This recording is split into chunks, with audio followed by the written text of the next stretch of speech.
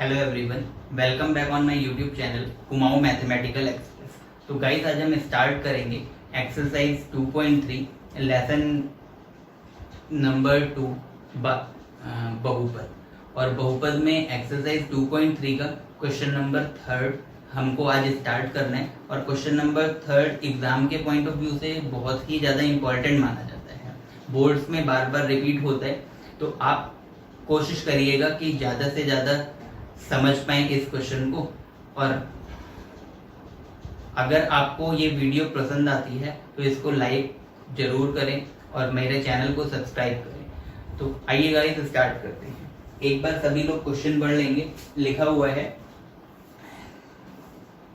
3x की घात 4 plus 6x³ minus 2x² minus 10x minus 5 के अन्य सभी शून्य ज्ञात कीजिए। आपकी स्क्रीन पर आ रहा होगा, एक बार पढ़ेंगे क्वेश्चन।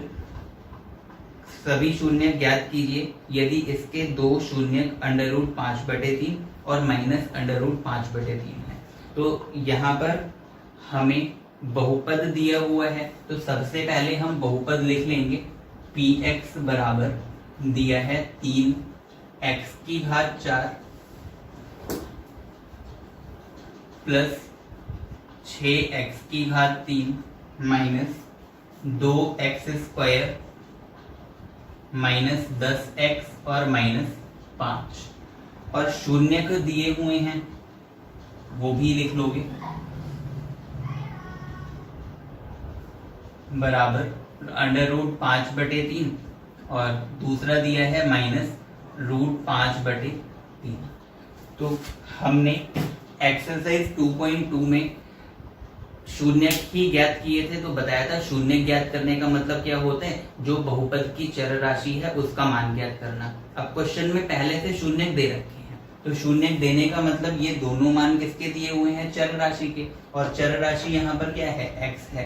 तो यहाँ लिख लेंगे x बराबर दिया है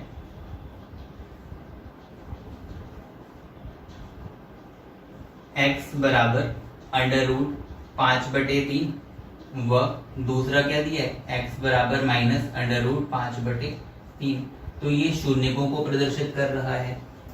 अब आगे करना क्या है हमें, इससे पहले हम गुणनखंड निकाल लेते हैं। या ऐसा समझ लो कि दो शून्य दिए हैं, तो एक को क्या माना जा सकता है कि अल्फा का मान दिया है और दूसरा बीटा का मान दिया है। तो अगर शून्य दिए गए हों और द्विघात बहुपद ज्ञात करना हो तो वहां से लिख लेंगे, इसलिए बहुपद, या ऐसा ही कर लो आप, ज्यादा बेटर रहेगा। √5/3 को अगर बराबर के इधर लेकर के जाते हैं तो कितना लिखोगे आप, x माइनस √5/3। और इस संख्या को भी बराबर के इधर ले जाएंगे तो यहाँ माइनस में है, बराबर के इधर आकर के किस में बदलेगी, √5/3 प्लस में आ जाएगा। तो ये जो दोनों ब्रैकेट्स में टर्म या पद लिखे गए हैं ये होंगे क्या, यहाँ पर शून्य दिए थे, अब ये जो पद बने ये गुणनखंड बन गए। तो लिख लेंगे गुणनखंड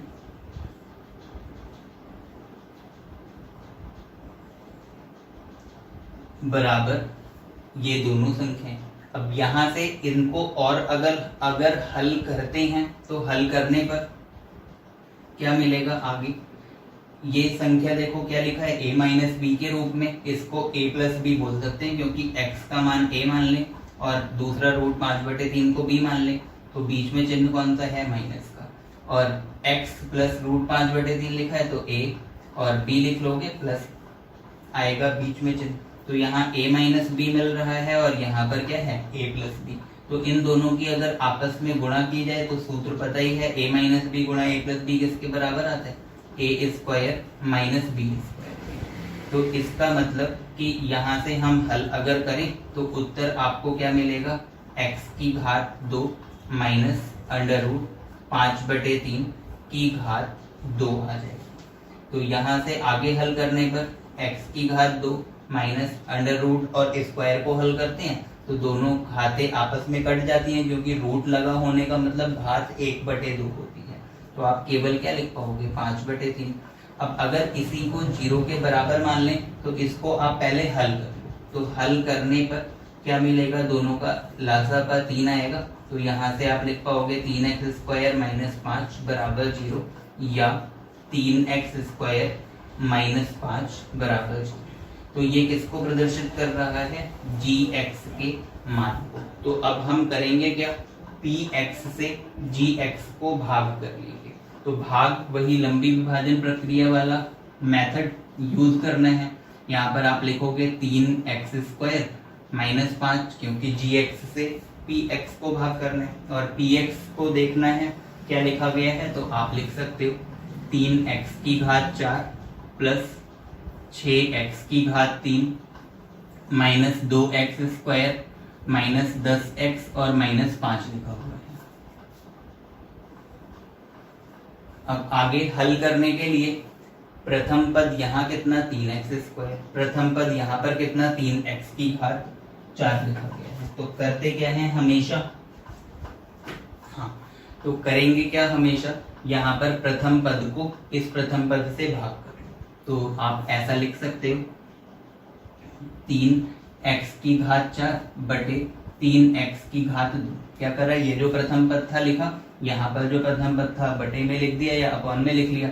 अब हल करते हैं अगर तो 3 से 3 घट जाएगा और कट जाएगा और भाग में घातें घटती हैं तो x⁴ क्या बचेगा 2। इसका मतलब कितनी बार पहाड़ा पढ़ना है, x² बार ऐसा बोला जा सकता है, या x² टाइम्स जाएगा। अब x² को अगर 3 से गुणा करें तो 3 लिख लोगे, x⁴ और x⁴ की गुणा x⁴ 4 बन जाएगी। इसी प्रकार 5 को x² से गुणा करेंगे तो 5 से कम 5 होता है, 5x² आएगा। अब x² आया है तो उसी पद के नीचे लिखेंगे जहां पर यहाँ कहीं पे x² लिखा है, तो इधर लिखा गया है, तो आगे आप क्या लिखोगे माइनस 5x² लिख लोगे। ऐसे एक लाइन खींच लेते हैं, सभी को आता ही होगा। अब चिन्हों का ध्यान देना है कि यहाँ पर अगर प्लस का चिन्ह है तो इसका उल्टा चिन्ह क्या लगेगा, माइनस का। यहाँ पर अगर माइनस का चिन्ह है तो इधर क्या चिन्ह आएगा, प्लस का। तो अब यहाँ पर संख्याओं के साथ 3 पर कौन सा चिन्ह माना जाएगा, -3, और 5 पर कौन सा चिन्ह माना जाएगा, +5। तो हल करते हैं, प्लस और माइनस क्या होता है, माइनस मतलब घटेगा तो 0 आ जाएगा। यहाँ पर जैसे संख्या लिखी है वैसे ही उतार लो, तो +6x³ उतार लिया गया। इधर देखें तो माइनस और प्लस क्या होता है, माइनस मतलब घटाना है। तो 5 से 2 को घटा लोगे क्या आ जाएगा, 3 लिख लेंगे और साथ में x² भी लिख लोगे। बड़ी संख्या पर चिन्ह कौन था, तो बड़ी संख्या 5 पर चिन्ह कौन था, प्लस का, तो यहाँ पर प्लस का चिन्ह लिखेंगे। माइनस का 10x उतार लें साथ में, और -5 जो संख्या बची है वो भी उतर जाएगी। अब कितनी बार जाएगा, तो यहाँ 6x³ लिखा है प्रथम पद, यहाँ 3x² लिखा है। फिर से बात करो, देखो 6x³ लिख लिया अंश में और हर में 3x² बराबर, तो 3 एकम 3, 3 दो नीचे, तो संख्या में 2 मिल गया। भाग में घाते घटाएंगे, 3 से 2 को घटा लेंगे तो x बचेगा। इसका मतलब अब कितनी बार जाएगा, तो 2x बार प्लस 2x लिख लोगे आप। अब आगे अगर गुणा करते हैं तो 2x को 3 से गुणा करनी है, तो 3 दूनी कितना होता है 6, x को x² से गुणा तो x⁴ मिल जाएगा। ऐसा कर सकते हैं। ऐसे ही 2 को 5 से गुणा करें, 5 दूनी कितना होता है 10, और साथ में क्या आएगा x, तो माइनस का 10x लिख पाओगे। आगे इधर माइनस का चिन्ह और यहाँ पर चिन्ह कौन सा, प्लस का लगा लेंगे। अब प्लस और माइनस क्या होता है, माइनस मतलब संख्या घटेगी। ऐसे ही माइनस और प्लस क्या आएगा, माइनस मतलब यहाँ भी संख्या घटेगी। तो घटाने पर 10 से 10 घटाएंगे 0 ही आ जाता है, तो दोनों से रिजल्ट 0 मिल गया। बचा क्या, तो 3x² माइनस 5 बच रहा है, दोनों को उतार लिया। अब आगे देखो 3x² यहाँ भी लिखा है, 3x² यहाँ भी लिखा है, भाग करके देख लेते हैं। तो 3x² ये वाला पद लिखा और यहाँ वाला, और 3x² इधर का प्रथम पद लिखेंगे। तो दोनों को काटो, 3 से 3 1 बचा, x² से x² 1 बचेगा, तो मिला कितना 1। इसका मतलब कितनी बार जाएगा, +1 बार। तो अब +1 बार लेकर के जाएंगे तो यहाँ से कितना मिलेगा, 3 को 1 से गुणा 3x² प्लस -5 को 1 से गुणा तो -5। अब चिन्ह उल्टे लगाने हैं, तो यहाँ पर माइनस का चिन्ह आएगा और यहाँ पर प्लस का चिन्ह आएगा। ये कट कर लोगे आप, माइनस प्लस माइनस होता है, 5 से 5 को घटाएंगे तो रिजल्ट कितना मिलेगा, 0। तो यहाँ से शेषफल 0 मिल गया। इसका मतलब कि यहाँ जो gx आया है या भागफल जो आया है वो किसको प्रदर्शित करेगा, इस द्विघात बहुपद के अगले गुणनखंडों को। तो यहाँ पर लिख लेंगे अतः भागफल बराबर x square plus 2x plus 1 लिखा जाएगा। अब हमें क्या करना था, अगले बहुपद ही ज्ञात करने हैं, सॉरी अगले गुणनखंड ही ज्ञात करने हैं। तो गुणनखंड ज्ञात करने के लिए क्या करेंगे, जो यहाँ पर हमें बहुपद दिया है इसके हम गुणनखंड ही निकालेंगे, और वो भी मिड टर्म स्प्लिटिंग वाले मेथड से।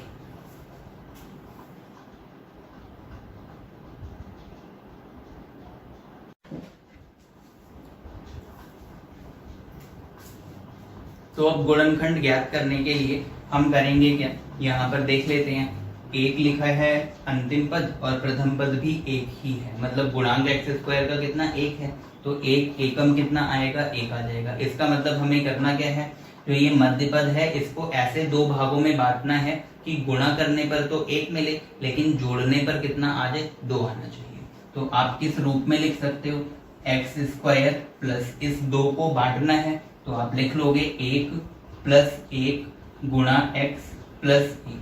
ऐसा ही क्यों लिखा, तो अब आप गुणा करके देखो, 1 को 1 से अगर गुणा करते हैं तो 1 एकम कितना आ जाएगा, 1 मिलेगा। 1 और 1 को आपस में जोड़ेंगे तो कितना आता है, 2।